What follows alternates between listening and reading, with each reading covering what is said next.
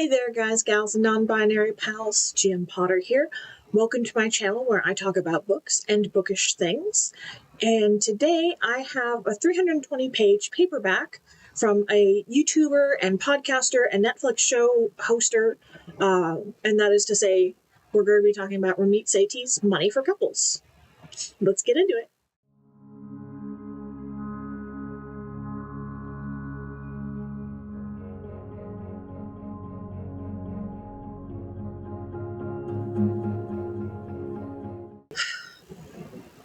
Where do I start with this one? I watch his YouTube channel that he does these kind of financial audit type things of couples, money situations. It's always a couple, or almost always a couple. I haven't seen one that isn't a couple. And he goes over their finances and blah, blah, blah. And it's like, okay, cool. I like financial education. I love financial feminist. I watch Caleb Hammer's. I've read a lot of personal finance books.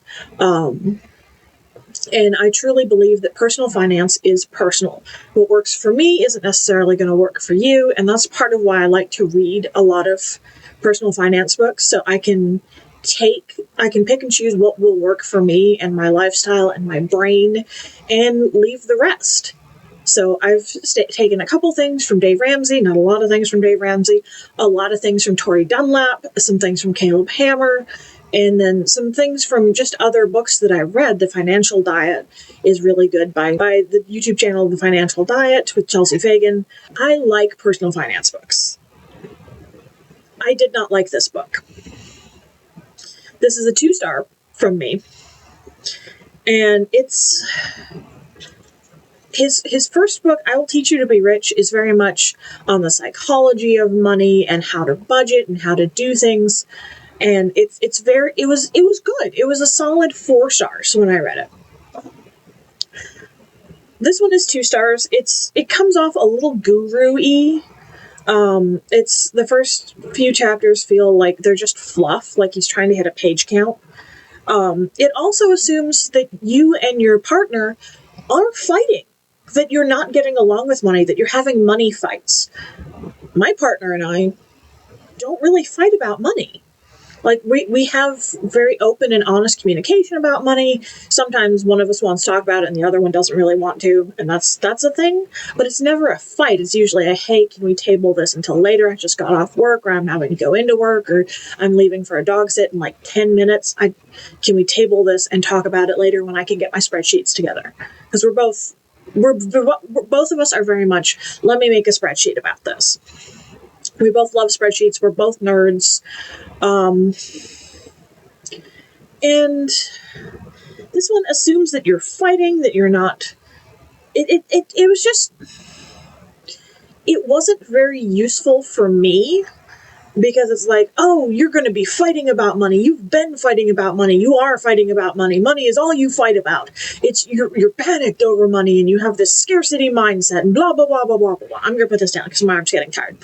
But it's all of this nonsense that I realize that a lot of couples fight about money. That the number one cause for divorce in the United States is financial.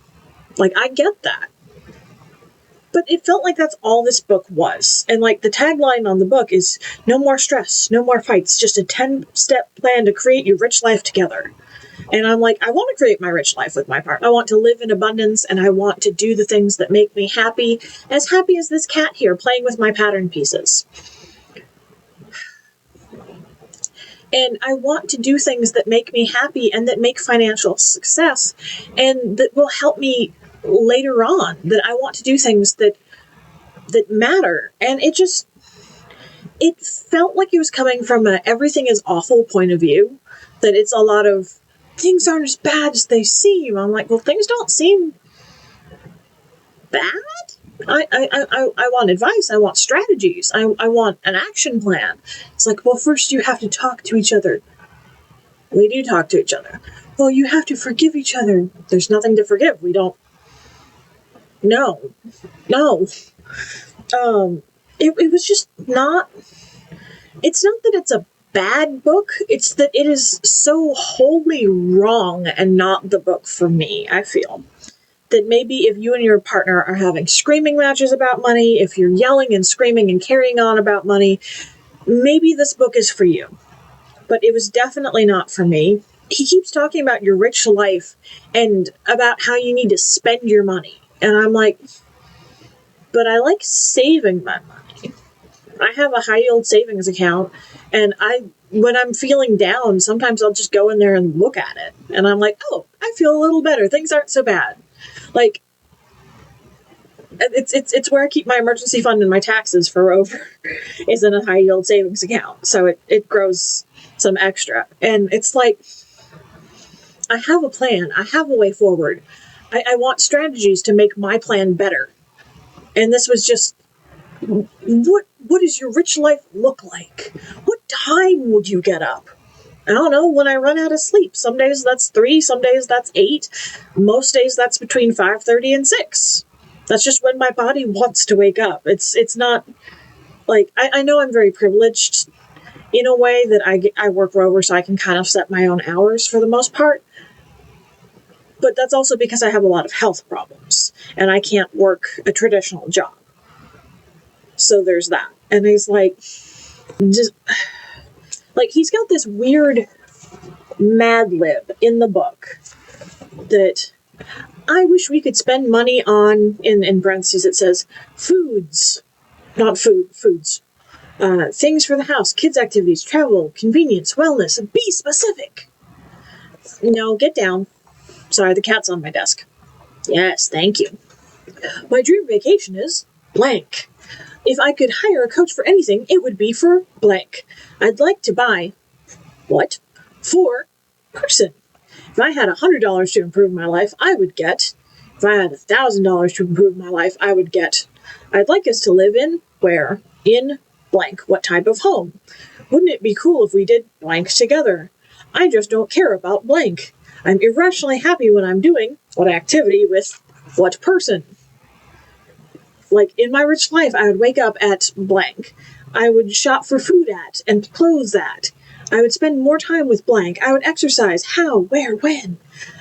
I would have what for a weekly lunch? Our home would smell of blank when we step inside. If we had a magic wand, I would change, spend more on, spend less on with our money. And it's just, it's a little too woo-woo for me. That it's just like the weird Mad Lib and thinking, like, one of the things that I got from his other book that he touches on in this book, but he mentioned it in the last book, so bringing it up in this book kind of feels like repetitive, is that you can spend your money to automate things. And I have several chronic illnesses and things that I'm hoping aren't chronic illnesses, but I'm still under evaluation. And one of the things that I have is, from time to time, I have a cleaning person come in and help me clean my house, because I can't some days. Like, some days, sitting at the computer is all I can do. Like, all I can do is just kind of lay on the couch and try to keep my heart from exploding. Like, that's all I can manage some days. And that was very helpful. And, like, you could automate your life. You could get your groceries delivered. Well, I use a rollator for walking around, like, grocery stores and stuff, and it's hard to push a shopping cart and a rollator because I don't need it so much for the support when I'm walking as I need a place to sit down. And the motorized carts, you can't put a lot in them. And being a younger person, I always get dirty looks when I use the motorized carts, and I know I shouldn't care, but I do care. Also, you're not supposed to take them out of the store. Some of the stores I've been to get bent when you take them out of the store, and it's like, well, how the hell am I supposed to get my stuff to my car?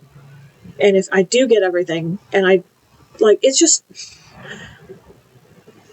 motorized carts are great in theory, but they're not great for me in practice. No shame to anybody that uses them, anybody that needs them. They just don't work for me. And so something I do is I get a lot of my groceries delivered. I use the Misfits Market. They do a lot of reclaimed, seconds and irregular groceries kind of thing. And that's really helpful. But I learned that in the first book. You're supposed to read this book after you've read and applied the first book. Like, the ideal situation is one partner reads the first book, takes all the lessons and then uses the second book to talk to their partner. Like, that's what I'm getting, is that you're supposed to do it that way. And it just, I don't know if y'all watch Family Guy, but there's a couple of episodes where, like, Brian writes, like, a self-help book, and he's like, I left 30 blank pages at the end. Why should I have to do all the work? And that's what this feels like. Everything in here assumes that you and your partner are fighting and have kids, and are spending and are making sufficient money. What if you're not making sufficient money? What if you need help budgeting? What if you need help figuring out what's going on with your money? Like, it just, I don't know. I just didn't like this one. I didn't like it. It doesn't, very little of it applies to me and my life and my circumstances. And so for that reason, it's a 2-star. Like, it's not a 1-star. It's not awful, but it's so far out from what I need and what I can relate to that it's just not helpful. So, have you read Money for Couples? Did you read his first book, I Will Teach You to Be Rich?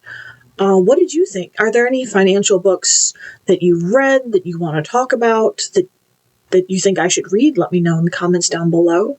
Don't forget to like, share, and subscribe, and I'll see you in the next one. Bye.